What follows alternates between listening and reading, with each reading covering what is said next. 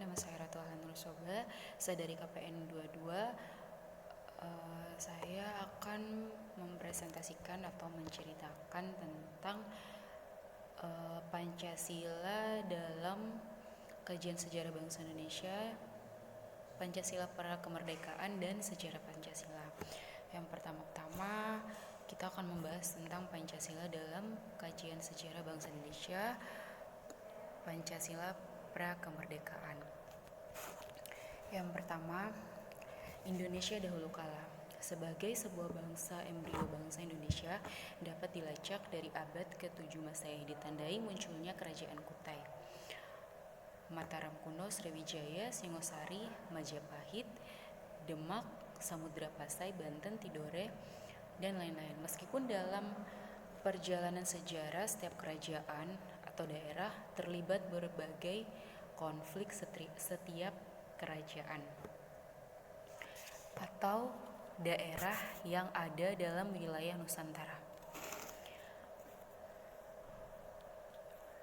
Pada masa kerajaan ini, istilah Pancasila dikenali buku negara Kertagama karangan Prapanca dan buku Sutasoma karangan Empu Tantular. Dalam buku tersebut, istilah Pancasila mempunyai arti berbatu sendi yang 5 dalam bahasa Sanskerta, juga mempunyai arti pelaksanaan kesusilaan yang 5 atau Pancasila Krama, yaitu yang pertama tidak boleh melakukan kekerasan, yang kedua tidak boleh mencuri, yang ketiga tidak boleh berjiwa dengki, yang keempat tidak boleh berbohong, dan yang kelima tidak boleh mabuk atau minuman keras. Pada pertengahan abad ke-16, Nusantara mulai kedatangan penjajahan kolonial. Kolonialisme inilah yang merusak jiwa bangsa yang dijunjung berabad-abad. Kekayaan alam di Nusantara dikuras, setiap daerah dan kerajaan dipecah belah, dan bangsa Indonesia diperbudak. Pada tanggal 20 Mei 1908 muncullah Budi Utomo yang diperingati Hari Kebangkitan Nasional. Dan pada tanggal 28 Oktober 1928, Sumpah Pemuda membangkitkan kembali jiwa bangsa yang terpendam oleh kolonialisme. Sumpah Pemuda sebagai salah satu tonggak sejarah yang merefleksikan dinamika kehidupan kebangsaan yang dijiwai oleh nilai-nilai Pancasila adalah termanifestasi dalam Sumpah Pemuda pada tanggal 28 Oktober 1928 yang berbunyi, "Kami putra dan putri Indonesia mengaku bertumpah darah yang satu, tanah air Indonesia. Kami putra dan putri yang Indonesia mengaku bertumpah darah yang satu, tanah air Indonesia. Kami putra dan putri Indonesia menjunjung tinggi bahasa Persatuan Bahasa Indonesia." Sumpah Pemuda menjadi awal kemunculan eksistensi bangsa Indonesia, bangsa yang tidak berkotak-kotak dalam kedaerahan, tetapi sebagai satu kesatuan. Muncul juga organisasi dan tokoh yang mulai memperjuangkan kemerdekaan bangsa Indonesia. Soekarno dan tokoh lain mulai memikirkan jiwa bangsa Indonesia sebagai dasar negara. Proses perumusan jiwa bangsa sebagai dasar negara dilakukan dalam sidang BPUPKI. Apa jiwa bangsa yang dijunjung mulai dahulu kala itu? M. Yamin mengusulkan pada tanggal 29 Mei 1945 Peri Kebangsaan. Sidang BPUPK pertama M. Yamin mengusulkan pada tanggal 29 Mei 1945 Peri Kebangsaan, Peri Kemanusiaan, Peri Ketuhanan, Peri Kerakyatan, dan Kesejahteraan Rakyat. Profesor Dr. Supomo pada tanggal 30 Mei 1945 mengemukakan teori-teori negara, yaitu Yang pertama, teori negara perseorangan, individualis. Yang kedua, paham negara kelas, dan tiga, paham negara integralistik. Soekarno pada tanggal 1 Juni 1945, nasionalisme, kebangsaan Indonesia, internasionalisme, perikemanusiaan, mufakat, demokrasi, kesejahteraan sosial, dan ketuhanan yang berkebudayaan. Alternatifnya dapat diperas menjadi Trisila dan dapat diperas lagi menjadi Ekasila. Trisila meliputi sosionasionalisme, sosiodemokrati, dan ketuhanan, sedangkan Ekasila adalah gotong royong. Muncul pertama kali nama Pancasila sehingga pada tanggal 1 Juni 1945 diperingati sebagai hari lahir Pancasila. Pancasila bukan diciptakan tetapi hanya dirumuskan.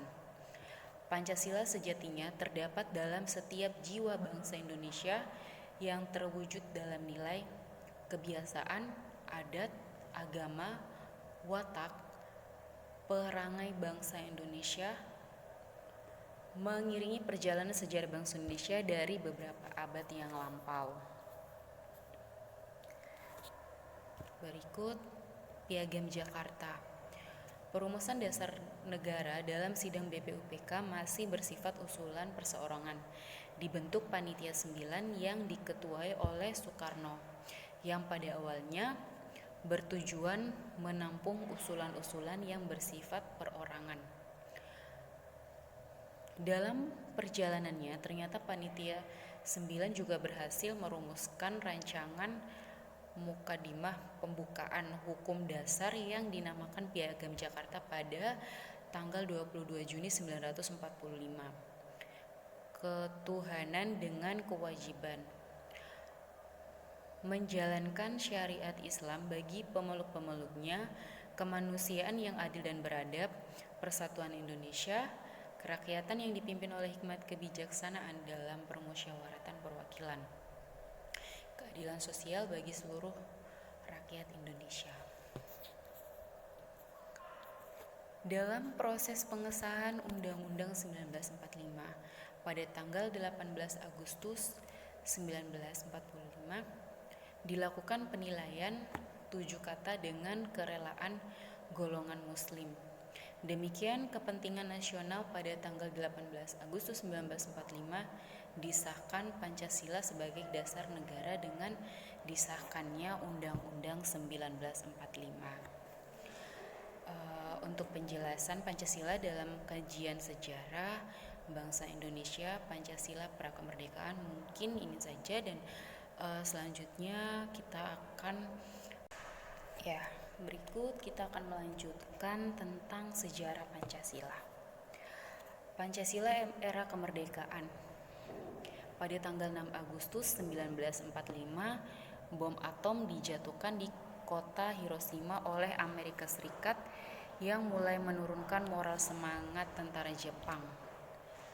Yang kedua, sehari kemudian BPUPKI berganti nama menjadi PPKI, menegaskan keinginan dan tujuan mencapai kemerdekaan Indonesia.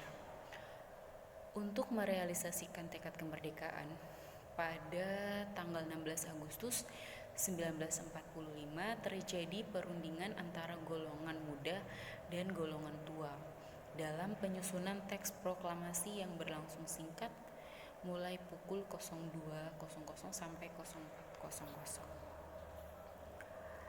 Pancasila era kemerdekaan.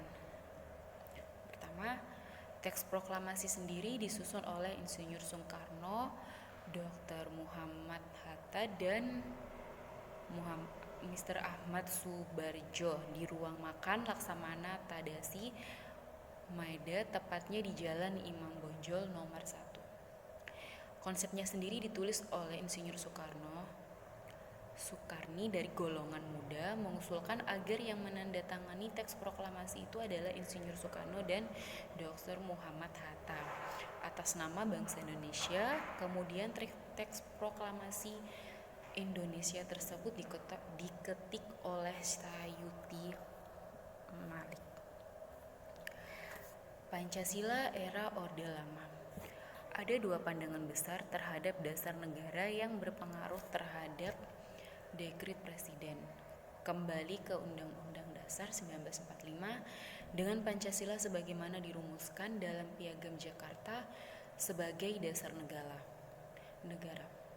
Kembali ke Undang-Undang Dasar 1945 tanpa cadangan, artinya dengan Pancasila seperti yang dirumuskan dalam pembukaan Undang-Undang Dasar yang dirumuskan dalam pembukaan Undang-Undang Dasar yang disahkan PPKI 18 Agustus 1945. Kedua, usulan tersebut tidak mencapai quorum keputusan sidang konstituante.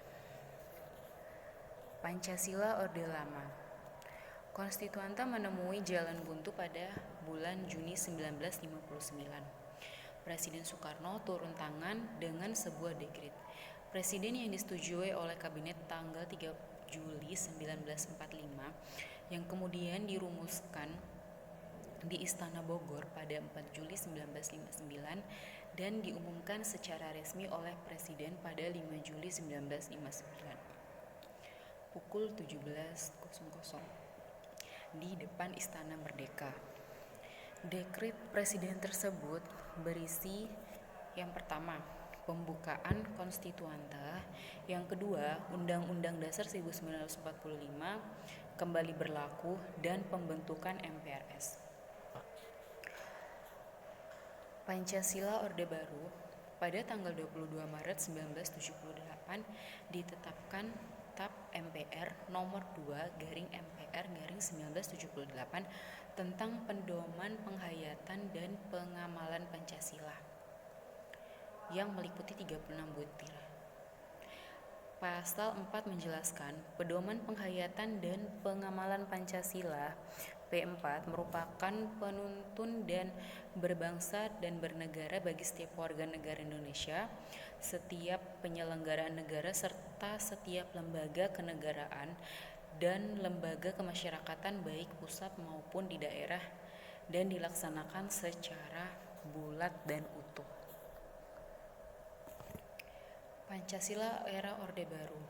Nilai-nilai Pancasila yang terdiri atas 36 butir pada tahun 1994 disarikan atau dijabarkan oleh BP 7 Pusat menjadi 45 butir atau P4. TAP MPR nomor 20/MPRS/1966 menegaskan amanat penderitaan rakyat hanya dapat diberikan dengan pengamalan Pancasila secara paripurna dalam segala segi kehidupan, kenegaraan dan kemasyarakatan, dan sebagai pelaksanaan secara murni dan konsekuensi jiwa serta ketentuan-ketentuan UUD 1945 untuk menegakkan Republik Indonesia sebagai suatu negara hukum yang konstitusional sebagaimana yang dinyatakan dalam pembukaan Undang-Undang 1945. Pancasila Orde Baru. Selama Orde Baru, Pancasila dijadikan sebagai alat legitimasi politik. Dasar negara itu untuk sementara waktu seolah dilupakan karena hampir selalu identik dengan rezim Orde Baru. Pancasila berubah menjadi ideologi tunggal dan satu-satunya sumber nilai serta kebenaran. Nilai-nilai itu ditanam ke benak masyarakat melalui indoktrinasi. Pancasila era reformasi. Puncak dari rezim Orde Baru ditandai dengan hancurnya ekonomi nasional yang kemudian melahirkan gerakan reformasi di segala bidang politik, ekonomi, dan hukum. Era reformasi memunculkan fobia terhadap Pancasila. TAP MPR menyebutkan bahwa Pancasila sebagaimana dimaksud dalam pembukaan Undang-Undang 1945 adalah dasar negara dari negara kesatuan Republik Indonesia harus dilaksanakan secara konsisten dalam kehidupan bernegara.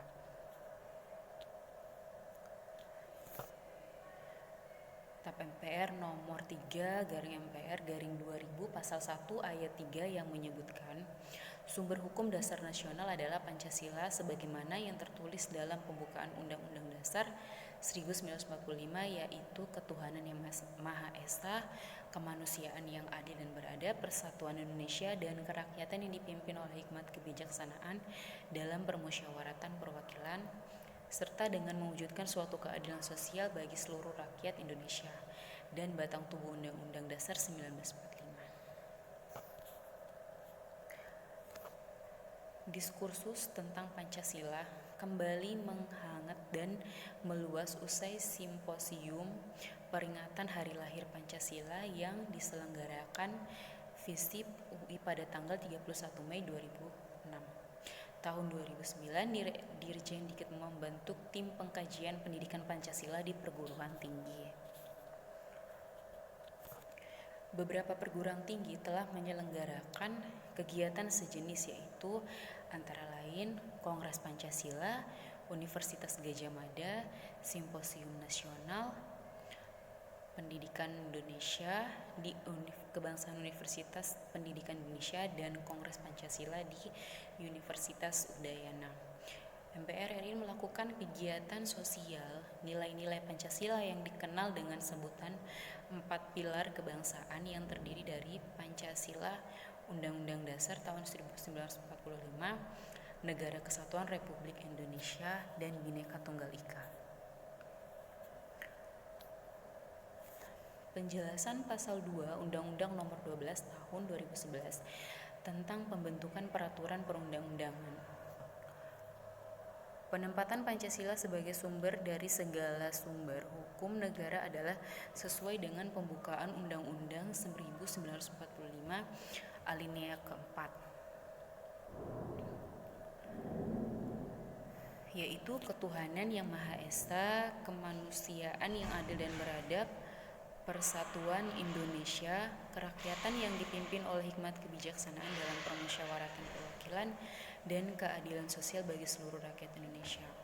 Menempatkan Pancasila sebagai dasar dan ideologi negara, serta sekaligus dasar filosofis negara, hingga setiap materi muatan peraturan perundang-undangan tidak boleh bertentangan dengan nilai-nilai yang terkandung dalam Pancasila. Mungkin ini saja yang dapat